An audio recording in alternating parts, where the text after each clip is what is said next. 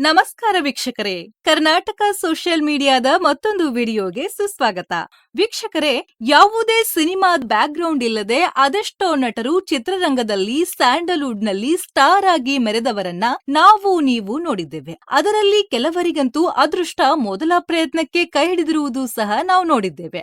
ಆದರೆ ನಾವು ಇವತ್ತಿನ ಈ ವಿಡಿಯೋದಲ್ಲಿ ಒಂದ್ ಒಳ್ಳೆ ಬ್ಯಾಕ್ ಗ್ರೌಂಡ್ ಇದ್ದರೂ ಸಹ ಚಿತ್ರರಂಗದಲ್ಲಿ ನೆಲೆಯೂರಲು ಲೈಟ್ ಬಾಯ್ ಇಂದ ಕಾರ್ಟೂನ್ ಪಾತ್ರಗಳಿಗೆ ಡಬ್ಬಿಂಗ್ ಆರ್ಟಿಸ್ಟ್ ಆಗಿ ಕೆಲಸ ಮಾಡಿ ಸ್ಯಾಂಡಲ್ವುಡ್ ನಲ್ಲಿ ಡಿ ಬಾಸ್ ಎಂದೇ ಗುರುತಿಸಿಕೊಂಡು ಚಾಲೆಂಜಿಂಗ್ ಸ್ಟಾರ್ ಎಂದು ಬಿರುದಾಂಕಿತರಾಗಿರುವ ಕರ್ನಾಟಕದಾದ್ಯಂತ ಕೋಟ್ಯಂತರ ಅಭಿಮಾನಿ ಬಳಗವನ್ನ ಹೊಂದಿರುವ ನಟ ದರ್ಶನ್ ಅವರ ಜೀವನದ ಕಷ್ಟ ಸುಖದ ಹಾದಿಯನ್ನ ನಿಮ್ಮ ಮುಂದೆ ಹೇಳುವ ಸಣ್ಣ ಪ್ರಯತ್ನ ಮಾಡ್ತೀವಿ. ವಿಡಿಯೋ ಶುರು ಮಾಡೋಕ್ಕೂ ಮುಂಚೆ ಒಂದು ವಿಷಯ ಹೇಳೋಕೆ ಇಷ್ಟಪಡ್ತೀವಿ. ಅದೇನಂದ್ರೆ, ಡಿ ಬಾಸ್ ದರ್ಶನ್ ಅವರ ಲೈಫ್ ಸ್ಟೋರಿ ನಾವು ಹೇಳುವ ರೀತಿ ಅಥವಾ ನಮ್ಮ ರಿಸರ್ಚ್ ಪ್ರಕಾರ ನಿಮಗೆ ಎಲ್ಲಿಯೂ ಕೇಳಲಿಕ್ಕೆ ನೋಡಲಿಕ್ಕೆ ಸಿಗೋದಿಲ್ಲ ಅಥವಾ ಸಿಕ್ಕಿರಲ್ಲ ಅಂತ ನಾವ್ ಅಂದ್ಕೊಳ್ತೇವೆ. ಯಾಕಂದ್ರೆ ಡಿ ಬಾಸ್ ದರ್ಶನ್ ಅವರ ಬದುಕಿನ ಹಲವು ಸಣ್ಣ ಪುಟ್ಟ ವಿಷಯವನ್ನು ಸಹ ನಮ್ಮ ತಂಡ ರಿಸರ್ಚ್ ಮಾಡಿ ಮಾಹಿತಿಯನ್ನ ತಂದಿದೆ. ಇನ್ನು ನೀವು ಸಹ ಡಿ ಬಾಸ್ ಅಭಿಮಾನಿಗಳಾಗಿದ್ದರೆ ಈ ವಿಡಿಯೋವನ್ನ ಈಗಲೇ ಲೈಕ್ ಮಾಡಿ ಮತ್ತು ನಮ್ಮ ಯೂಟ್ಯೂಬ್ ಚಾನೆಲ್ ಅನ್ನ ಸಬ್ಸ್ಕ್ರೈಬ್ ಮಾಡೋದನ್ನ ಮರಿಬೇಡಿ. ಚಿತ್ರರಂಗದಲ್ಲಿ ಚಾಲೆಂಜಿಂಗ್ ಸ್ಟಾರ್ ಎಂದೇ ಬಿರುದಾಂಕಿತರಾಗಿರುವ ಡಿ ಬಾಸ್ ದರ್ಶನ್ ಕನ್ನಡ ಚಿತ್ರರಂಗದ ಪ್ರಮುಖ ನಟ ಮತ್ತು ನಿರ್ಮಾಪಕ ಹೌದು. ನಟ ದರ್ಶನ್ ಕನ್ನಡ ಚಿತ್ರರಂಗದ ಹೆಸರಾಂತ ಪ್ರತಿಭೆ ತೂಗುದೀಪ ಶ್ರೀನಿವಾಸ್ ಅವರ ಹಿರಿಯ ಪುತ್ರ. ಬರೋಬ್ಬರಿ 25 ವರ್ಷಗಳ ತಮ್ಮ ಸಿನಿ ಜೀವನದಲ್ಲಿ 56ಕ್ಕೂ ಹೆಚ್ಚು ಚಿತ್ರಗಳಲ್ಲಿ ನಟಿಸಿ ಕನ್ನಡ ಸಿನಿ ಪ್ರಿಯರ ನೆಚ್ಚಿನ ನಟನಾಗಿ ಅಭಿಮಾನಿಗಳಿಗೆ ಹಾರ್ಟ್ ಬೀಟ್ ಆಗಿದ್ದಾರೆ ಡಿ ಬಾಸ್ ದರ್ಶನ್. ಆದರೆ ಡಿ ಬಾಸ್ ದರ್ಶನ್ ಇಷ್ಟು ಎತ್ತರಕ್ಕೆ ಬೆಳೆದು ನಿಂತಿರುವ ಹಾದಿ ಮಾತ್ರ ಸುಲಭವಾಗಿರಲಿಲ್ಲ. ವೀಕ್ಷಕರೇ, ಅದು ಫೆಬ್ರವರಿ 16, 1977 ಅಂದು ಶಿವರಾತ್ರಿಯ ದಿನ ಪೊನ್ನಂಪೇಟೆಯ ರಾಮಕೃಷ್ಣ ಸೇವಾಶ್ರಮದಲ್ಲಿ ತೂಗುದೀಪ ಶ್ರೀನಿವಾಸ್ ಮತ್ತು ಮೀನಾ ದಂಪತಿಗಳ ಹಿರಿಯ ಪುತ್ರನಾಗಿ ದರ್ಶನ್ ಜನಿಸ್ತಾರೆ. ನಟ ದರ್ಶನ್ ಅವರ ಜನ್ಮನಾಮ ಹೇಮಂತ್ ಕುಮಾರ್ ಆಗಿತ್ತು. ಬಾಲ್ಯದ ವಿದ್ಯಾಭ್ಯಾಸವನ್ನ ಮೈಸೂರಿನಲ್ಲಿಯೇ ಮುಗಿಸಿದ್ದರು. ದರ್ಶನ್ ಅವರಿಗೆ ತಂಗಿ ದಿವ್ಯಾ, ತಮ್ಮ ದಿನಕರ್ ಎಂಬ ಸಹೋದರ ಮತ್ತು ಸಹೋದರಿ ಇದ್ದಾರೆ. ಇನ್ನು ದರ್ಶನ್ ತಂದೆ ತೂಗುದೀಪ ಅವರು ಆಗಿನ ಕಾಲದಲ್ಲಿ ಚಿತ್ರರಂಗದ ಫೇಮಸ್ ಖಳನಾಯಕನ ಪಾತ್ರಧಾರಿಯಾಗಿದ್ರು. ಸುಮಾರು 186 ಸಿನಿಮಾಗಳಲ್ಲಿ ತೂಗುದೀಪ ಶ್ರೀನಿವಾಸ್ ಅವರು ನಟನೆ ಮಾಡಿದ್ದಾರೆ. ವೀಕ್ಷಕರೇ, ದರ್ಶನ್ ಅವರ ಬದುಕಿನ ಅಸಲಿ ಹೋರಾಟ ತಮ್ಮ ಕಾಲೇಜ್ ಜೀವನದಿಂದ ಶುರುವಾಗತ್ತೆ. ದರ್ಶನ್ ಅವರಿಗೆ ತಮ್ಮ ಕಾಲೇಜ್ ಜೀವನದಲ್ಲಿ ಒಂದು ಆಘಾತ ಎದುರಾಯಿತು. ಅದೇನೆಂದ್ರೆ, ತಂದೆ ತೂಗುದೀಪ ಅವರಿಗೆ ಆರೋಗ್ಯ ಸಮಸ್ಯೆ ಉಂಟಾಯಿತು. ತಮ್ಮ ಕಲಾ ಜೀವನದ ಮೂಲಕ ಸಂಪೂರ್ಣ ಕುಟುಂಬವನ್ನ ಕುಂದು ಕೊರತೆ ಇಲ್ಲದಂತೆ ಸೊಗಸಾಗಿ ಪೋಷಿಸುತ್ತಿದ್ದ ನಟ ದರ್ಶನ್ ತಂದೆ ತೂಗುದೀಪ ಅವರು ಕಿಡ್ನಿ ವೈಫಲ್ಯದಿಂದ ಹಾಸಿಗೆ ಹಿಡಿದರು. ಈ ಸಮಯದಲ್ಲಿ ತಾಯಿ ಮೀನಾರವರು ಪತಿಯ ಚಿಕಿತ್ಸೆಗಾಗಿ ಮನೆಯೊಂದನ್ನ ಹೊರತುಪಡಿಸಿ ತಮ್ಮ ಹತ್ತಿರ ಇರುವ ಎಲ್ಲಾ ಹಣವನ್ನ ಖರ್ಚು ಮಾಡಿ ದರ್ಶನ್ ತಾಯಿ ಮೀನಾರವರೇ ಪತಿಗೆ ಒಂದು ಕಿಡ್ನಿಯನ್ನ ನೀಡಿದ್ರು. ಕಡೆಗೆ ದಿನನಿತ್ಯದ ಊಟಕ್ಕೂ ಕಷ್ಟಪಡುವ ಪರಿಸ್ಥಿತಿಯು ಎದುರಾಯಿತು. ಈ ಸಮಯದಲ್ಲಿ ದರ್ಶನ್ ಕುಟುಂಬಕ್ಕೆ ಜೆಎಸ್ಎಸ್ ಆಸ್ಪತ್ರೆ ಆರ್ಥಿಕವಾಗಿ ಸಹಾಯ ಮಾಡಿತ್ತು. ಆರ್ಥಿಕ ಸಮಸ್ಯೆ ಉಂಟಾದ ನಂತರ ಜೆಎಸ್ಎಸ್ನಲ್ಲಿ ಪಾಲಿಟೆಕ್ನಿಕಲ್ ಡಿಪ್ಲೊಮೊವನ್ನ ಓದುತ್ತಿದ್ದ ದರ್ಶನ್ ವಿದ್ಯಾಭ್ಯಾಸವನ್ನ ಅರ್ಧಕ್ಕೆ ಬಿಟ್ಟು ಶಿವಮೊಗ್ಗದ ಖ್ಯಾತ ರಂಗತಂಡ ನೀನಾಸಂಗೆ ಸೇರಿ ಅಭಿನಯ ತರಬೇತಿಯನ್ನ ಪಡೆಯಲು ಪ್ರಾರಂಭಿಸಿದರು. ಆದರೆ ಕೆಲವೇ ತಿಂಗಳಲ್ಲಿ ದರ್ಶನ್ ಅವರಿಗೆ ಮತ್ತೊಂದು ಆಘಾತ ಎದುರಾಗುತ್ತೆ. ನೀನಾಸಂನಲ್ಲಿ ಅಭಿನಯ ತರಬೇತಿ ಪಡೆಯುತ್ತಿದ್ದ ದರ್ಶನ್ ಅವರಿಗೆ ತಂದೆ ತೂಗುದೀಪ ಅವರು ಇನ್ನಿಲ್ಲ ಎನ್ನುವ ಕರೆ ಬರುತ್ತೆ. ಹೌದು, ಅಕ್ಟೋಬರ್ 1995ರಲ್ಲಿ ದರ್ಶನ್ ತಂದೆ ತೂಗುದೀಪ ಶ್ರೀನಿವಾಸ್ ಅವರು ಶಿವಮೊಗ್ಗದಲ್ಲಿದ್ದಾಗ ತಮ್ಮ 52ನೇ ವಯಸ್ಸಿನಲ್ಲಿ ಹೃದಯಾಘಾತದಿಂದ ನಿಧನರಾಗ್ತಾರೆ. ತಂದೆಯ ನಿಧನದ ಬಳಿಕ ದರ್ಶನ್ ಕುಟುಂಬಕ್ಕೆ ಮತ್ತಷ್ಟು ಆರ್ಥಿಕ ಸಮಸ್ಯೆ ಉಂಟಾಯಿತು. ತಮ್ಮ ಪ್ರಪಂಚ ನಡೆಸುವುದೇ ಒಂದು ದೊಡ್ಡ ಸವಾಲಾಗಿತ್ತು. ಆಗ ಸಂಸಾರ ಸಾಗಿಸುವುದಕ್ಕೆ ತಾಯಿ ಮೀನಾರವರು ಕೆಲಕಾಲ ಊಟದ ಮೆಸ್ಸನ್ನ ನಡೆಸೋಕೆ ಆರಂಭಿಸ್ತಾರೆ. ಇತ್ತ ದರ್ಶನ್ ಒಂದು ಹಸು ಸಾಕಿ ಹಾಲು ಮಾರೋಕೆ ಶುರು ಮಾಡ್ತಾರೆ. ಆಗ ತಮ್ಮ ದಿನನಿತ್ಯದ ಕೆಲಸದ ಜೊತೆಗೆ ದರ್ಶನ್ ಜಿಮ್ನಲ್ಲಿ ವರ್ಕೌಟ್ ಸಹ ಮಾಡ್ತಿದ್ರು. ಆದರೆ ಯಾವಾಗಲೂ ದರ್ಶನ್ ಅವರಿಗೆ ಚಿತ್ರರಂಗದಲ್ಲಿ ನಾನೊಬ್ಬ ಒಳ್ಳೆಯ ನಟ ಆಗ್ಬೇಕು ಅನ್ನೋದೇ ಗುರಿಯಾಗಿತ್ತು. ಆದರೆ ದರ್ಶನ್ ಚಿತ್ರರಂಗಕ್ಕೆ ಹೋಗುವುದು ತಂದೆ ತೂಗುದೀಪ ಅವರಿಗೆ ಮೊದಲಿನಿಂದಲೂ ಇಷ್ಟವಿರಲಿಲ್ಲಂತೆ. ಆದರೂ ಆಗ ಹಠ ಮಾಡಿ ತಾಯಿಯ ಪ್ರೋತ್ಸಾಹದಿಂದ ನೀನಾಸಂ ಸೇರಿಕೊಂಡಿದ್ದರು ನಟ ದರ್ಶನ್. ಆಗ ದರ್ಶನ್ ಅವರ ಮೊದಲ ರಂಗ ಪ್ರವೇಶಕ್ಕೆ ಅಲಂಕಾರ ಮಾಡಿದ್ದವರು ಮಂಡ್ಯ ರಮೇಶ್. ಇತ್ತ ತಂದೆಯ ಸಾವಿನ ಬಳಿಕ ದರ್ಶನ್ ಕುಟುಂಬಕ್ಕೆ ಮನೆ ನಡೆಸುವುದೇ ಒಂದು ದೊಡ್ಡ ಸವಾಲಾಗಿತ್ತು. ಇಂತಹ ಕಷ್ಟದ ಜೀವನದ ಮಧ್ಯೆಯೇ ದರ್ಶನ್ ಅವರು ಅಭಿನಯದ ಅವಕಾಶಗಳನ್ನ ಅರಸಿ ಬೆಂಗಳೂರಿಗೆ ಬಂದ್ರು. ಆದ್ರೆ ಬೆಂಗಳೂರಿನಲ್ಲಿ ದರ್ಶನ್ಗೆ ಅವಕಾಶಗಳು ಸಿಗದೆ ಸಾಲು ಸಾಲು ನಿರಾಸೆ ಎದುರಾಯಿತು. ಹೌದು, ಚಿತ್ರರಂಗದಲ್ಲಿ ಯಾವುದೇ ಅವಕಾಶ ಸಿಗದಿದ್ದಾಗ ಕೊನೆಗೆ ಲೈಟ್ ಬಾಯ್ ಆಗಿ ಸಿನಿ ಇಂಡಸ್ಟ್ರಿಯಲ್ಲಿ ಪಯಣ ಆರಂಭಿಸಿದರು. ಆದರೆ ಇದಕ್ಕೂ ಮೊದಲು ಮೈಸೂರಿನ ಜಗನ್ಮೋಹನ ಪ್ಯಾಲೇಸ್ನಲ್ಲಿ 4-5 ಸಾರಿ ಮಾಡೆಲಿಂಗ್ ಕೂಡ ಮಾಡಿದ್ದರು ನಟ ದರ್ಶನ್. ಹಲವು ಅವಮಾನ ಅಪಮಾನಗಳನ್ನ ಎದುರಿಸಿ ಮುಂದುವರಿದ ದರ್ಶನ್ಗೆ ಇಲ್ಲಿ ಅಣಜಿ ನಾಗರಾಜ್ ಅವರ ಪರಿಚಯವಾಗುತ್ತೆ. ಆಗಿನ ಕಾಲದಲ್ಲಿ ಅಣಜಿ ನಾಗರಾಜ್ ಖ್ಯಾತ ಸಿನಿಮ್ಯಾಟೋಗ್ರಾಫರ್ ಆಗಿದ್ದರು. ಆಗ ನಟಿ ರಕ್ಷಿತಾ ಪ್ರೇಮ್ ಅವರ ತಂದೆ ಅಂದ್ರೆ BC ಗೌರಿಶಂಕರ್ ಸಹಾಯಕರಾಗಿದ್ದರು. ಆಗ ದರ್ಶನ್ ಕೂಡ ಗೌರಿಶಂಕರ್ ಅವರ ಸಹಾಯಕರಾಗಿ ಅಸಿಸ್ಟೆಂಟ್ ಕ್ಯಾಮ್ರಾಮನ್ ಆಗಿ ಕೆಲಸ ಮಾಡಿದ್ರು. ಚಾಲೆಂಜಿಂಗ್ ಸ್ಟಾರ್ ದರ್ಶನ್ ಅವರು ಚಿತ್ರರಂಗದಲ್ಲಿ ಅವಕಾಶಗಳು ಸಿಗುವ ಮೊದಲು ಕೆಲವೊಂದು ಕಾರ್ಟೂನ್ಗಳಲ್ಲಿ ಕೆಲವು ಪಾತ್ರಗಳಿಗೆ ಧ್ವನಿ ನೀಡಿ ಡಬ್ಬಿಂಗ್ ಆರ್ಟಿಸ್ಟ್ ಆಗಿ ಕೂಡ ಕೆಲಸ ಮಾಡಿದ್ರು. 1997ರಲ್ಲಿ ದರ್ಶನ್ ಅವರಿಗೆ ಮೊದಲ ಬಾರಿಗೆ ಎಸ್ ನಾರಾಯಣ್ ಅವರು ತಮ್ಮ ಮಹಾಭಾರತ ಸಿನಿಮಾದಲ್ಲಿ ಅವಕಾಶ ಕೊಟ್ರು. ಇಲ್ಲಿಂದ ದರ್ಶನ್ ಅವರಿಗೆ ಅವಕಾಶಗಳು ಸಿಗಲು ಪ್ರಾರಂಭವಾಯಿತು ಅಂದ್ರೂ ತಪ್ಪಿಲ್ಲ. ನಂತರ ಡಿಟೆಕ್ಟಿವ್ ಚಂದ್ರಕಾಂತ್ ಎಂಬ ಸೀರಿಯಲ್ನಲ್ಲಿ ನಟಿಸಿದರು. ಎಸ್ ನಾರಾಯಣ್ ಅವರ ಅಂಬಿಕಾ ಧಾರಾವಾಹಿಯಲ್ಲಿ ನಟಿಸಿದ ಮೇಲೆ ದರ್ಶನ್ ಅವರು ಹೆಚ್ಚಾಗಿ ಗುರುತಿಸಿಕೊಂಡ್ರು. ಕೊನೆಗೆ ಅದೆಷ್ಟೋ ಕಾಲ ಟಿವಿ ಸೀರಿಯಲ್ಗಳಲ್ಲಿ ಅಭಿನಯಿಸುತ್ತಿದ್ದ ದರ್ಶನ್ಗೆ ಅದೃಷ್ಟ ಕೈ ಹಿಡಿದಿತ್ತು.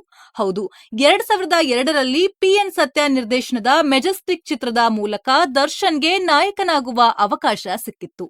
ಮೆಜೆಸ್ಟಿಕ್ ಸಿನಿಮಾದ ಮೂಲಕ ದರ್ಶನ್ ಕನ್ನಡ ಚಿತ್ರರಂಗ ಪ್ರವೇಶಿಸಿದರು. ಮೆಜೆಸ್ಟಿಕ್ ಚಿತ್ರ ಫೆಬ್ರವರಿ 8, 2002ರಲ್ಲಿ ಬಿಡುಗಡೆಯಾಯಿತು. ಈ ಚಿತ್ರ ಅದ್ಭುತ ಪ್ರತಿಕ್ರಿಯೆ ಪಡೆದು ಕರ್ನಾಟಕದ ಹಲವು ಚಿತ್ರಮಂದಿರಗಳಲ್ಲಿ ಶತದಿನ ಪೂರೈಸಿತು.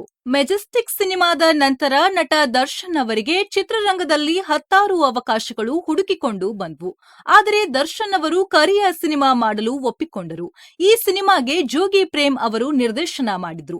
ಮೆಜೆಸ್ಟಿಕ್ ನಂತರ ಕೇವಲ 1 ವರ್ಷದೊಳಗೆ ಕರಿಯ ಸಿನಿಮಾ ಬಿಡುಗಡೆಯಾಯಿತು. ಜನವರಿ 3, 2003ರಲ್ಲಿ ತೆರೆಕಂಡ ಕರಿಯ ಚಿತ್ರ ಕೂಡ ಉತ್ತಮ ಪ್ರತಿಕ್ರಿಯೆ ಪಡೆದು ಕರ್ನಾಟಕದಲ್ಲಿ ಸುಮಾರು 800 ದಿನಗಳಿಗೂ ಹೆಚ್ಚು ದಿನ ಪ್ರದರ್ಶನ ಕಂಡು ದಾಖಲೆ ಬರೆಯಿತು. ಈ ಯಶಸ್ಸಿನ ಮಧ್ಯೆಯೇ ದರ್ಶನ್ ಮದುವೆಯೂ ಆದರು. ಅದೇ ವರ್ಷ ಅಂದ್ರೆ ಮೇ 19, 2003ರಲ್ಲಿ ಧರ್ಮಸ್ಥಳದಲ್ಲಿ ಕೆಮಿಕಲ್ ಇಂಜಿನಿಯರಿಂಗ್ ಓದುತ್ತಿದ್ದ ವಿದ್ಯಾರ್ಥಿ ವಿಜಯಲಕ್ಷ್ಮಿ ಅವರನ್ನ ಮದುವೆ ಆದ್ರು. ಈ ದಂಪತಿಗಳಿಗೆ ವಿನೀಶ್ ಎಂಬ ಪುತ್ರನಿದ್ದಾನೆ. ಕರಿಯ ಸಿನಿಮಾ ಮತ್ತು ಮದುವೆಯ ಬಳಿಕ 1-2 ಸಿನಿಮಾಗಳು ಮಾಡಿದ್ರೂ ಸಹ ಅವು ಹೇಳಿಕೊಳ್ಳುವಷ್ಟು ಯಶಸ್ವಿಯಾಗಲಿಲ್ಲ. ಆ ಸಮಯದಲ್ಲಿ ಮತ್ತೆ ಕೈ ಹಿಡಿದ ಸಿನಿಮಾ ಕಲಾಸಿ ಪಾಳ್ಯ. ಹೌದು, ಓಂ ಪ್ರಕಾಶ್ ರಾವ್ ನಿರ್ದೇಶನದ ಕಲಾಸಿ ಪಾಳ್ಯ. ಈ ಸಿನಿಮಾದಲ್ಲಿ ದರ್ಶನ್ಗೆ ನಟಿ ರಕ್ಷಿತಾ ನಾಯಕಿಯಾಗಿದ್ರು. ಈ ಸಿನಿಮಾ ಅಕ್ಟೋಬರ್ 15, 2004ರಂದು ಬಿಡುಗಡೆಯಾಯಿತು. ಈ ಸಿನಿಮಾ 250ಕ್ಕೂ ಹೆಚ್ಚು ದಿನ ಪ್ರದರ್ಶನ ಕಂಡಿತು. ಕಲಾಸಿ ಪಾಳ್ಯ ಮತ್ತೊಂದು ಹಿಟ್ ಸಿನಿಮಾ ಆಗೋಯ್ತು. ಇಲ್ಲಿಂದ ದರ್ಶನ್ ರಕ್ಷಿತಾ ಜೋಡಿ ಕನ್ನಡದಲ್ಲಿ ಹಲವು ಯಶಸ್ವಿ ಚಿತ್ರಗಳನ್ನ ನೀಡಿತು. ಮೆಜೆಸ್ಟಿಕ್ ಸಿನಿಮಾ ನಂತರ ಬ್ಯಾಕ್ ಟು ಬ್ಯಾಕ್ ಹಿಟ್ ಸಿನಿಮಾಗಳನ್ನ ಕೊಟ್ಟ ದರ್ಶನ್ ಅವರು ಅಂದಿನ ಹಿರಿಯ ಸ್ಟಾರ್ ನಟರ ಜೊತೆಯೂ ಸ್ಕ್ರೀನ್ ಶೇರ್ ಮಾಡಿದ್ರು. ಹೌದು, 2007ರಲ್ಲಿ ಉಪೇಂದ್ರರ ಜೊತೆ ಅನಾಥರು ಚಿತ್ರದಲ್ಲಿ ದರ್ಶನ್ ನಟಿಸಿದ್ರು. ಅದೇ ವರ್ಷ ಈ ಬಂಧನ ಚಿತ್ರದಲ್ಲಿ ಸಾಹಸ ಸಿಂಹ ವಿಷ್ಣುವರ್ಧನ್ ಪುತ್ರನ ಪಾತ್ರದಲ್ಲಿ ನಟಿಸಿದ್ರು. ಇನ್ನು ತನ್ನ ಫೇವರೇಟ್ ರೆಬಲ್ ಸ್ಟಾರ್ ಅಂಬರೀಶ್ ಜೊತೆಗೂ ಅಣ್ಣವರು, ಅಂಬರೀಶ್, ಬುಲ್ಬುಲ್ ಸೇರಿದಂತೆ ಸುಮಾರು 5 ಸಿನಿಮಾಗಳಲ್ಲಿ ನಟಿಸಿದ್ದಾರೆ ದರ್ಶನ್. 2007ರ ಬಳಿಕ ಗಜ, ಇಂದ್ರ, ಅರ್ಜುನ್, ನವಗ್ರಹ, ಯೋಧ, ಅಭಯ್, ಪೊರ್ಕಿ, ಶೌರ್ಯ, ಬಾಸ್, ಪ್ರಿನ್ಸ್, ಸಾರಥಿ, ಚಿಂಗಾರಿ ಮುಂತಾದ ಸಿನಿಮಾಗಳಲ್ಲಿ ನಾಯಕನ ಪಾತ್ರಗಳು ಮಾಡಿದ್ರು. ಅದರಲ್ಲೂ ವಿಶೇಷ ಅಂದ್ರೆ ಅದು ನವಗ್ರಹ ಸಿನಿಮಾ. ಹೌದು, 2008ರಲ್ಲಿ ತೆರೆಕಂಡ ನವಗ್ರಹ ಸಿನಿಮಾದಲ್ಲಿ 9 ಜನ ನಾಯಕ ನಾಯಕಿಯರು ಇದ್ದಾರೆ. ಇನ್ನು ಈ ಸಿನಿಮಾದ ವಿಶೇಷತೆ ಏನಂದ್ರೆ ಚಿತ್ರರಂಗದಲ್ಲಿ ಖಳನಾಯಕರ ಪಾತ್ರ ಮಾಡಿಕೊಂಡು ಬಂದಿರುವ ಕಲಾವಿದರ ಮಕ್ಕಳು ಈ ಸಿನಿಮಾದಲ್ಲಿ ಮುಖ್ಯ ಪಾತ್ರದಲ್ಲಿ ನಟನೆ ಮಾಡಿದ್ರು. ಮತ್ತು ನವಗ್ರಹ ಸಿನಿಮಾವನ್ನ ಸ್ವತಃ ದರ್ಶನ್ ಅವರ ತಾಯಿ ಮೀನಾ ತೂಗುದೀಪ ಅವರೇ ತಮ್ಮದೇ ಸ್ವಂತ ಬ್ಯಾನರ್ ತೂಗುದೀಪ ಪ್ರೊಡಕ್ಷನ್ ನಲ್ಲಿ ನಿರ್ಮಾಣ ಮಾಡಿದ್ರು. ಇನ್ನು ತಮ್ಮ ದಿನಕರ್ ತೂಗುದೀಪ ಅವರೇ ಈ ಸಿನಿಮಾಗೆ ನಿರ್ದೇಶನ ಮಾಡಿದ್ರು. 2011ರವರೆಗೆ ದರ್ಶನ್ ಅವರು ಹಲವು ಸಿನಿಮಾಗಳು ಮಾಡಿದ್ದರೂ ಸಹ ಮೆಜೆಸ್ಟಿಕ್, ಕಲಾಸಿಪಾಳ್ಯ, ಕರಿಯಾ ತರಹ ಬಿಗ್ ಸಕ್ಸಸ್ ಕಂಡಿರಲಿಲ್ಲ. ಅಷ್ಟೊತ್ತಿಗೆ ದರ್ಶನ್ ಅವರಿಗೆ ಒಂದಾದರೂ ಬಿಗ್ ಹಿಟ್ ಸಿನಿಮಾ ಬೇಕೇ ಬೇಕಿತ್ತು. ಅದೇ ಸಮಯಕ್ಕೆ ದರ್ಶನ್ ನಟನೆಯ ಸಾರಥಿ ಸಿನಿಮಾ ಬಿಡುಗಡೆಗೆ ರೆಡಿಯಾಗಿತ್ತು. ಇನ್ನೇನು ದರ್ಶನ್ ಅವರ ಬಹು ನಿರೀಕ್ಷಿತ ಸಾರಥಿ ಸಿನಿಮಾ ಬಿಡುಗಡೆಗೆ ದಿನಗಣನೆ ಶುರುವಾಗಿತ್ತು. ಅಷ್ಟೊತ್ತಿಗೆ ದರ್ಶನ್ ಜೀವನದಲ್ಲಿ ಬಿರುಗಾಳಿಯೇ ಎದ್ದಿತ್ತು. ಹೌದು, ಕೌಟುಂಬಿಕ ಕಲಹದಿಂದ ದರ್ಶನ್ ಅವರಿಗೆ ನ್ಯಾಯಾಲಯ, ಪೊಲೀಸ್ ಠಾಣೆ, ಜೈಲಿನ ಮೆಟ್ಟಿಲು ತುಳಿಯಬೇಕಾಯಿತು. ಸಾರಥಿ ಸಿನಿಮಾ ಬಿಡುಗಡೆಯ ಸಂದರ್ಭದಲ್ಲಿ ನಟ ದರ್ಶನ್ ಪರಪ್ಪನ ಅಗ್ರಹಾರದ ಜೈಲಿನಲ್ಲಿ ಇದ್ರು. ಸೆಪ್ಟೆಂಬರ್ 30, 2011ರಂದು ದರ್ಶನ್ ನಟನೆಯ ಸಾರಥಿ ಸಿನಿಮಾ ರಾಜ್ಯಾದ್ಯಂತ ಬಿಡುಗಡೆಯಾಯಿತು. ಕನ್ನಡಿಗರು ಸಾರಥಿ ಸಿನಿಮಾವನ್ನ ನೋಡಿ ಮೆಚ್ಚಿಕೊಂಡ್ರು. ಆಗ ಈ ಸಿನಿಮಾ ರಾಜ್ಯಾದ್ಯಂತ ದೊಡ್ಡ ಸಕ್ಸಸ್ ಕಂಡಿತು. ಸಾರಥಿ ಸಿನಿಮಾ ದರ್ಶನ್ ಕರಿಯರ್ನಲ್ಲಿ ಮತ್ತೊಂದು ಟರ್ನಿಂಗ್ ಪಾಯಿಂಟ್ ಆಯ್ತು ಅಂದ್ರೂ ತಪ್ಪಿಲ್ಲ. 2012ರಲ್ಲಿ ಬಿಡುಗಡೆಯಾದ ಐತಿಹಾಸಿಕ ಚಿತ್ರ ಕ್ರಾಂತಿವೀರ ಸಂಗೊಳ್ಳಿ ರಾಯಣ್ಣ. ಈ ಚಿತ್ರದಲ್ಲಿ ರಾಯಣ್ಣನಾಗಿ ಆರ್ಭಟಿಸಿದರು ನಟ ದರ್ಶನ್. ಈ ಚಿತ್ರಕ್ಕೆ ಉತ್ತಮ ನಾಯಕ, ಫಿಲ್ಮ್ ಫೇರ್ ಪ್ರಶಸ್ತಿ ಮತ್ತು ಕರ್ನಾಟಕ ರಾಜ್ಯ ಪ್ರಶಸ್ತಿಯನ್ನ ಪಡೆದ್ರು. ತಮ್ಮ 50ನೇ ಚಿತ್ರ ಕುರುಕ್ಷೇತ್ರದಲ್ಲಿ ದುರ್ಯೋಧನನ ಪಾತ್ರದಲ್ಲಿ ನಟ ದರ್ಶನ್ ಮಿಂಚಿದ್ರು. ಅಭಿನಯದ ಮೂಲಕ ತಮ್ಮ ವೃತ್ತಿ ಜೀವನದಲ್ಲಿ ಫಿಲ್ಮ್ ಫೇರ್, ಸೈಮಾ ಅವಾರ್ಡ್, ರಾಜ್ಯ ಪ್ರಶಸ್ತಿ ಸೇರಿದಂತೆ ಅನೇಕ ಅವಾರ್ಡ್ಸ್ಗಳನ್ನ ಚಾಲೆಂಜಿಂಗ್ ಸ್ಟಾರ್ ದರ್ಶನ್ ಪಡೆದಿದ್ದಾರೆ. ನಟನೆಯಲ್ಲಿ ತಮ್ಮ ಛಾಪನ್ನ ಮೂಡಿಸಿದ ನಟ ದರ್ಶನ್ ಅವರು ನಿರ್ಮಾಣಕ್ಕೂ ಕೈ ಹಾಕಿದ್ದಾರೆ. ಹೌದು, 2006ರಲ್ಲಿಯೇ ಸಹೋದರ ದಿನಕರ ಜೊತೆ ಸೇರಿ ತೂಗುದೀಪ ಪ್ರೊಡಕ್ಷನ್ಸ್ ಈ ನಿರ್ಮಾಣ ಸಂಸ್ಥೆ ಆರಂಭಿಸಿದರು. ತೂಗುದೀಪ ಪ್ರೊಡಕ್ಷನ್ಸ್ ಮೂಲಕ ಮೊಟ್ಟ ಮೊದಲ ಬಾರಿಗೆ ಪ್ರೇಮ್ ಮತ್ತು ರಮ್ಯಾ ನಟನೆಯ ಜೊತೆಯಲ್ಲಿ ಚಿತ್ರ ನಿರ್ಮಿಸಿದರು. ದಿನಕರ್ ತೂಗುದೀಪ ಮುನ್ನಡೆಸುವ ಈ ಸಂಸ್ಥೆ ಬುಲ್ಬುಲ್, ನವಗ್ರಹ, ಮದುವೆಯ ಮಮತೆಯ ಕರೆಯೋಲೆ ಮುಂತಾದ 10 ಚಿತ್ರಗಳನ್ನ ನಿರ್ಮಿಸಿದೆ. ನಂತರದ ದಿನಗಳಲ್ಲಿ ತೂಗುದೀಪ ಡಿಸ್ಟ್ರಿಬ್ಯೂಷನ್ ವಿತರಣೆ ಸಂಸ್ಥೆಯು ಆರಂಭಿಸಿ ಬೃಂದಾವನ, ಒಗ್ಗರಣೆ, ಜಯಲಲಿತಾ, ಉಗ್ರಂ ಮುಂತಾದ 10 ಚಿತ್ರಗಳನ್ನ ಈ ಸಂಸ್ಥೆ ವಿತರಿಸಿದೆ. ಡಿ ಬಾಸ್ ದರ್ಶನ್ ತಮ್ಮ ಅಭಿಮಾನಿಗಳಿಗೆ ಸೆಲೆಬ್ರಿಟೀಸ್ ಅಂತ ಕರೀತಾರೆ. ಇಷ್ಟೇ ಅಲ್ಲದೆ ತಮ್ಮ ಅಭಿಮಾನಿಗಳಿಗೋಸ್ಕರ ತನ್ನ ಎದೆಯ ಮೇಲೆ ನನ್ನ ಸೆಲೆಬ್ರಿಟೀಸ್ ಎಂದು ಹಚ್ಚೆಯನ್ನ ಹಾಕಿಸಿಕೊಂಡಿದ್ದಾರೆ. ಇನ್ನು ನಟ ದರ್ಶನ್ ಕೇವಲ ಸಿನಿಮಾ, ದುಡ್ಡು, ಐಷಾರಾಮಿ ಜೀವನ ಅಂತ ಇದ್ದವರಲ್ಲ. ದರ್ಶನ್ ಅವರಿಗೆ ಸಮಾಜದ ಬಗ್ಗೆಯೂ ಅಪಾರವಾದ ಕಾಳಜಿ ಇದೆ. ಹೌದು, ನಿಮ್ಮೆಲ್ಲರಿಗೂ ಗೊತ್ತಿರುವ ಹಾಗೆ ನಟ ದರ್ಶನ್ ಕೊಡುಗೈದಾನಿ, ಬಲಗೈಯಲ್ಲಿ ಕೊಟ್ಟದ್ದು ಎಡಗೈಗೆ ಗೊತ್ತಾಗಬಾರದು ಎನ್ನುವ ಜಾಯಮಾನದವರು. ಯಾಕಂದ್ರೆ ಅದೆಷ್ಟೋ ಲೆಕ್ಕವಿಲ್ಲದಷ್ಟು ಜನರಿಗೆ ನೆರವಾಗಿ ತಮ್ಮ ಕೈಲಾದಷ್ಟು ಸಹಾಯ ಮಾಡಿದ್ದಾರೆ. ಅದೆಷ್ಟೋ ಅನಾಥಾಶ್ರಮ, ವೃದ್ಧಾಶ್ರಮಕ್ಕೆ ಸಹಾಯ ಮಾಡಿ ಮಾನವೀಯತೆಯನ್ನ ಮೆರೆದಿದ್ದಾರೆ. ಇನ್ನು ಚಿತ್ರರಂಗದಲ್ಲಿ ಶ್ರಮಿಸಿದ ಕಲಾವಿದರಿಗೆ ಸಂಕಷ್ಟ ಅಂತ ಬಂದಾಗ ಮೊದಲು ಅವರ ನೆರವಿಗೆ ಧಾವಿಸಿ ಬರ್ತಾರೆ ನಟ ದರ್ಶನ್. ಕೋಟಿ ಕೋಟಿ ದಾನ ಧರ್ಮ ಮಾಡಿದ್ರೂ ನಟ ದರ್ಶನ್ ಎಲ್ಲಿಯೂ ಹೇಳಿಕೊಳ್ಳುವುದಿಲ್ಲ. ಇಷ್ಟಲ್ಲದೆ ದರ್ಶನ್ ಅವರಿಗೆ ಹುಟ್ಟುಹಬ್ಬದ ದಿನ ಲಕ್ಷ ಲಕ್ಷ ಬೆಲೆ ಬಾಳುವ 10 ಟನ್ ದವಸ ಧಾನ್ಯಗಳನ್ನ ಅಭಿಮಾನಿಗಳು ಉಡುಗೊರೆಯ ರೂಪದಲ್ಲಿ ತಂದುಕೊಡ್ತಾರೆ. ಹುಟ್ಟುಹಬ್ಬದ ದಿನ ಬಂದಿದ್ದ ಎಲ್ಲ ದವಸ ಧಾನ್ಯಗಳನ್ನ ನೇರವಾಗಿ ರಾಜ್ಯದ ವಿವಿಧ ಜಿಲ್ಲೆಗಳ ಅನಾಥಾಶ್ರಮ, ವೃದ್ಧಾಶ್ರಮಕ್ಕೆ ಕಳುಹಿಸಿ ಕೊಡ್ತಾರೆ. ಇನ್ನು ದರ್ಶನ್ ಸಮಾಜ ಸೇವೆಯ ಜೊತೆಗೆ ಭೂತ ದಯೆಯೂ ಮರೆತಿಲ್ಲ. ಎಸ್, ತಮ್ಮ ಹುಟ್ಟುಹಬ್ಬದ ದಿನ ಅನೇಕ ಗೋಶಾಲೆಗಳಿಗೆ 10 ಲಾರಿ ಟ್ರ್ಯಾಕ್ಟರ್ಗಳಲ್ಲಿ ದನಗಳು ತಿನ್ನುವ ಆಹಾರ ಮತ್ತು ಮೇವನ್ನ ತುಂಬಿಸಿ ಕಳುಹಿಸಿ ಕೊಡ್ತಾರೆ. ಇನ್ನು ದರ್ಶನ್ ಅವರಿಗೆ ಪ್ರಾಣಿ ಪಕ್ಷಿಗಳೆಂದರೆ ತುಂಬಾ ಪ್ರೀತಿ. ದರ್ಶನ್ ಬಾಲ್ಯದಿಂದಲೂ ಪ್ರಾಣಿ ಪ್ರಿಯ. ಕೆಲವು ಬಾರಿ ಅಮ್ಮನ ದುಡ್ಡು ಕದ್ದು ಪಾರಿವಾಳ ಮತ್ತು ಮೀನುಗಳನ್ನ ಸಾಕಲು ಮನೆಗೆ ತರುತ್ತಿದ್ದರಂತೆ. ಹಾಗೆಯೇ ಬೀದಿ ನಾಯಿಗಳನ್ನ ಮನೆಗೆ ತಂದು ಅವುಗಳಿಗೆ ಮಲಗಲು ರಟ್ಟಿನ ಮನೆ ಮಾಡಿ ಮಲಗಿಸುತ್ತಿದ್ದರು. ಒಮ್ಮೆ 2ನೇ ತರಗತಿಯಲ್ಲಿದ್ದಾಗ ಕುದುರೆ ಒಂದನ್ನ ನೋಡಿ ಅದನ್ನ ಹಿಡಿದು ತಂದು ಸಾಕಬೇಕೆಂದು ಶಾಲೆಗೆ ಚಕ್ಕರ್ ಹಾಕಿ ಹೋಗಿದ್ರಂತೆ ದರ್ಶನ್. ರಜಾ ದಿನಗಳಲ್ಲಿ ಮೈಸೂರಿನ ಮೃಗಾಲಯಕ್ಕೆ ಹೋಗುತ್ತಿದ್ದ ದರ್ಶನ್ಗೆ ಅಲ್ಲಿನ ನಿರ್ವಾಹಕ ಒಬ್ಬರು ಒಂದು ಹುಲಿಯನ್ನ ನೋಡಿಕೊಳ್ಳಲು ಕೊಡುತ್ತಿದ್ದರಂತೆ. ಅಲ್ಲಿಂದಲೇ ದರ್ಶನ್ ಪ್ರಾಣಿಗಳ ಮೇಲೆ ನಂಟು ಮತ್ತು ಪ್ರಾಣಿಗಳ ಬಗ್ಗೆ ಅಪಾರವಾದ ಜ್ಞಾನವನ್ನ ಹೊಂದಿದ್ರು. ಈಗಲೂ ಮೈಸೂರಿನ ಮೃಗಾಲಯದಲ್ಲಿನ ಹಲವು ಪ್ರಾಣಿ ಪಕ್ಷಿಗಳನ್ನ ದರ್ಶನ್ ಅವರು ದತ್ತು ತೆಗೆದುಕೊಂಡಿದ್ದಾರೆ. ಪ್ರಾಣಿ ಪಕ್ಷಿಗಳ ಮೇಲೆ ಇರುವ ಪ್ರೀತಿಗೆ ದರ್ಶನ್ ಅವರು ಮೈಸೂರಿನ ಟಿ ನರಸೀಪುರದ ಹತ್ತಿರ ಒಂದು ಮಿನಿ ಫಾರ್ಮ್ ಹೌಸ್ ಅನ್ನೇ ತಯಾರಿಸಿದ್ದಾರೆ. ಇಲ್ಲಿ ಕುದುರೆ, ಹಸು, ನಾಯಿ, ವಿವಿಧ ತಳಿಯ ಪಕ್ಷಿಗಳು ಸೇರಿದಂತೆ ಸುಮಾರು 100ರಿಂದ 120ಕ್ಕೂ ಹೆಚ್ಚು ಪ್ರಾಣಿ ಪಕ್ಷಿಗಳನ್ನ ಸಾಕಿದ್ದಾರೆ. ಸೂಪರ್ ಹಿಟ್ ಸಿನಿಮಾಗಳಾದ ಸಂಗೊಳ್ಳಿ ರಾಯಣ್ಣ ಮತ್ತು ಸಾರಥಿ ಚಿತ್ರಗಳಲ್ಲಿ ತಮ್ಮ ಫಾರ್ಮ್ನ ಸಾಕು ಕುದುರೆ ಬಾದಲ್ಗೆ ಶೂಟಿಂಗ್ನಲ್ಲಿ ಬಳಸಿಕೊಂಡಿದ್ರು. 2018ರಲ್ಲಿ ಕರ್ನಾಟಕ ಸರ್ಕಾರದ ಅರಣ್ಯ ಇಲಾಖೆಯ ರಾಯಭಾರಿಯಾಗಿ ನೇಮಕಗೊಂಡಿದ್ದಾರೆ ಚಾಲೆಂಜಿಂಗ್ ಸ್ಟಾರ್ ದರ್ಶನ್. ಇನ್ನು ಸ್ಯಾಂಡಲ್ವುಡ್ನಲ್ಲಿ ನಟ ಅಂಬರೀಶ್, ವಿಷ್ಣುವರ್ಧನ್ ಬಳಿಕ ಕುಚಿಕೋ ಗೆಳೆಯರು ಯಾರು ಅಂತ ನೋಡಿದ್ರೆ ತಕ್ಷಣಕ್ಕೆ ಯೋಚನೆಗೆ ಬರೋದು ಅದು ದರ್ಶನ್ ಮತ್ತು ಸುದೀಪ್ ಗೆಳೆತನ.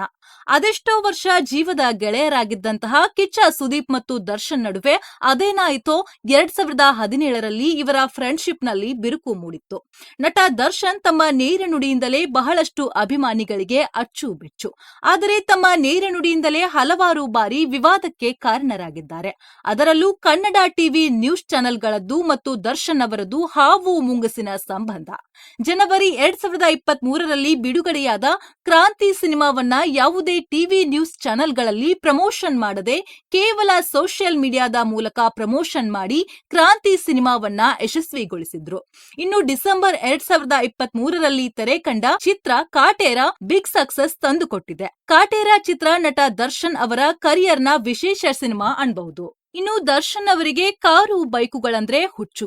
ದರ್ಶನ್ ಹತ್ತಿರ ಲಕ್ಷ ಕೋಟಿ ಬೆಲೆ ಬಾಳುವ 10 ಐಷಾರಾಮಿ ಕಾರುಗಳು ಮತ್ತು ಬೈಕ್ಗಳು ಇವೆ. ಇಷ್ಟಲ್ಲದೆ ವಿಶ್ವದ ಅತ್ಯಂತ ದುಬಾರಿ ಕಾರ್ಗಳಲ್ಲಿ ಒಂದಾದ ಲ್ಯಾಂಬೋರ್ಗಿನಿ ಕಾರನ್ನ ದರ್ಶನ್ ಹೊಂದಿದ್ದಾರೆ. ಕಾರ್ಗಳ ಕ್ರೇಜ್ ಜೊತೆಗೆ ದರ್ಶನ್ ಅವರಿಗೆ ಫೋಟೋಗ್ರಫಿ ಕ್ಯಾಮೆರಾ ಅಂದ್ರೆ ತುಂಬಾನೇ ಕ್ರೇಜ್. ಟೈಮ್ ಸಿಕ್ಕಾಗ ಅದೆಷ್ಟೋ ಬಾರಿ ಸ್ನೇಹಿತರ ಜೊತೆಗೆ ಅಭಯಾರಣ್ಯಗಳಿಗೆ ತೆರಳಿ ಅಲ್ಲಿ ವೈಲ್ಡ್ ಲೈಫ್ ಫೋಟೋಗ್ರಫಿ ಮಾಡ್ತಾರೆ ಡಿ ಬಾಸ್ ದರ್ಶನ್. ಇದೀಗ ದರ್ಶನ್ ಅವರು ಬೆಂಗಳೂರಿನಲ್ಲಿರುವ ತಮ್ಮ ತೂಗುದೀಪ ನೀಲಯ ಈ ಮನೆಯಲ್ಲಿ ವಾಸಿಸುತ್ತಿದ್ದಾರೆ. ಕುಂದು ಕೊರತೆ ಇಲ್ಲದಂತಹ ಕುಟುಂಬದಲ್ಲಿ ಬೆಳೆದು ತಮ್ಮ ವಿದ್ಯಾಭ್ಯಾಸವನ್ನ ಅರ್ಧಕ್ಕೆ ಬಿಟ್ಟು ತಂದೆಯ ಸಾವಿನ ಬಳಿಕ ಕಷ್ಟದ ಸಮಯ ಬಂದಾಗ ಹಾಲು ಮಾರಿ ಊಟದ ಮೆಸ್ ಇಂದ ಮನೆ ನಡೆಸಿದ ದರ್ಶನ್ ಅವತ್ತೇನಾದರೂ ಗೆಲ್ಲುವ ಛಲ ಬಿಟ್ಟಿದ್ದರೆ ಬಹುಶಃ ಇಂದು ಡಿ ಬಾಸ್ ಆಗಿ ಬೆಳೆಯುತ್ತಿರಲಿಲ್ಲ. ಒಂದು ಕಾಲದಲ್ಲಿ ಕನ್ನಡ ಚಿತ್ರರಂಗದ ಟಾಪ್ ಖಳನಾಯಕ ಆಗಿದ್ದ ತೂಗುದೀಪ ಶ್ರೀನಿವಾಸ್ ಅವರ ಮಗ ಸಿನಿಮಾಗಳಲ್ಲಿ ಒಂದೊಂದು ಚಾನ್ಸ್ ಪಡೆಯೋಕು ಸಾಕಷ್ಟು ನೋವು, ನಲಿವು, ಅವಮಾನ ಸಹಿಸಿಕೊಂಡು ಲೈಟ್ ಬಾಯ್ ಆಗಿ ಕೆಲಸ ಶುರು ಮಾಡಿ ಇವತ್ತು ಸ್ಯಾಂಡಲ್ವುಡ್ ನಲ್ಲಿ ಡಿ ಬಾಸ್ ಆಗಿ ಬೆಳೆದು ನಿಂತಿರುವ ನಟ ದರ್ಶನ್ ಅವರ ಸಾಧನೆ ಸಾಮಾನ್ಯದಂತೂ ಅಲ್ಲವೇ ಅಲ್ಲ. ಅವತ್ತು ಒಂದು ಚಾನ್ಸ್ಗೋಸ್ಕರ ಕಾಯುತ್ತಿದ್ದ ದರ್ಶನ್ ಇವತ್ತು ಸ್ಟಾರ್ ನಟ. ಅವತ್ತು ಲೈಟ್ ಬಾಯ್ ಆಗಿ ಕೆಲಸ ಮಾಡಿದಂತಹ ದರ್ಶನ್ ಇವತ್ತು ತಮ್ಮದೇ ಪ್ರೊಡಕ್ಷನ್ ಹೌಸ್ ಹೊಂದಿದ್ದಾರೆ. 10 ಸಿನಿಮಾಗಳನ್ನ ನಿರ್ಮಾಣ ಮಾಡಿದ್ದಾರೆ. ಅವತ್ತು ಸಂಕಷ್ಟದ ಜೀವನ ಕಂಡ ದರ್ಶನ್ ಇವತ್ತು ಅದೆಷ್ಟೋ ಸಂಕಷ್ಟದಲ್ಲಿ ಇದ್ದವರನ್ನ ನೆರವಾಗಿ ಅವರ ಜೀವನವನ್ನ ಸರಿಪಡಿಸಿದ್ದಾರೆ. ದರ್ಶನ್ ತಂದೆಯ ಸಾವಿನ ಬಳಿಕ ಏನೆಲ್ಲ ಕಳೆದುಕೊಂಡರು ಅದಕ್ಕಿಂತ 100 ಪಟ್ಟು ಮತ್ತೆ ವಾಪಸ್ ಪಡೆದುಕೊಂಡರು. ಚಾಲೆಂಜಿಂಗ್ ಸ್ಟಾರ್ ದರ್ಶನ್ ಇವತ್ತು ಒಂದು ಸಿನಿಮಾ ಮಾಡಿದ್ರೆ 100 ಕುಟುಂಬಗಳು ಬದುಕುತ್ತೆ ವೀಕ್ಷಕರೇ. ಇಷ್ಟು ಬಿಟ್ಟರೆ ಮನುಷ್ಯ ಎಂದ ಮೇಲೆ, ಸಂಸಾರ ಎಂದ ಮೇಲೆ ಕಹಿ ಸಿಹಿ ಘಟನೆಗಳು ಸಾಮಾನ್ಯ. ಅದೇ ತರಹ ದರ್ಶನ್ ಅವರ ಜೀವನದಲ್ಲಿಯೂ ಕೆಲವು ಸಿಹಿ ಕಹಿ ಘಟನೆಗಳು ನಡೆದು ಹೋಗಿವೆ. ಒಳ್ಳೆಯ ನಟ ಅಷ್ಟೇ ಅಲ್ಲದೆ ಅವರ ಒಳ್ಳೆಯ ಗುಣ, ನೇರ ನುಡಿ, ಸಮಾಜದ ಬಗ್ಗೆ ಇರುವ ಕಾಳಜಿ, ಅಭಿಮಾನಿಗಳ ಮೇಲಿರುವ ಪ್ರೀತಿಯಿಂದಾಗಿ ಅಭಿಮಾನಿಗಳ ಡಿ ಬಾಸ್ ಆಗಿ ಜೀವನದ ಉತ್ತುಂಗದಲ್ಲಿ ಇದ್ದಾರೆ ಚಾಲೆಂಜಿಂಗ್ ಸ್ಟಾರ್ ದರ್ಶನ್. ಈ ವಿಡಿಯೋ ಇಷ್ಟವಾದ್ರೆ ಲೈಕ್ ಮಾಡಿ, ಶೇರ್ ಮಾಡಿ, ನಮ್ಮ ಚಾನೆಲ್ ಅನ್ನ ಸಬ್ಸ್ಕ್ರೈಬ್ ಮಾಡಿ, ಪಕ್ಕದಲ್ಲಿರುವ ಬೆಲ್ ಐಕಾನ್ ನ ಪ್ರೆಸ್ ಮಾಡಿ ಆಲ್ ನೋಟಿಫಿಕೇಶನ್ ಸೆಲೆಕ್ಟ್ ಮಾಡ್ಕೊಳ್ಳಿ. ಈ ವಿಡಿಯೋ ನೋಡಿದ್ದಕ್ಕಾಗಿ ಧನ್ಯವಾದಗಳು.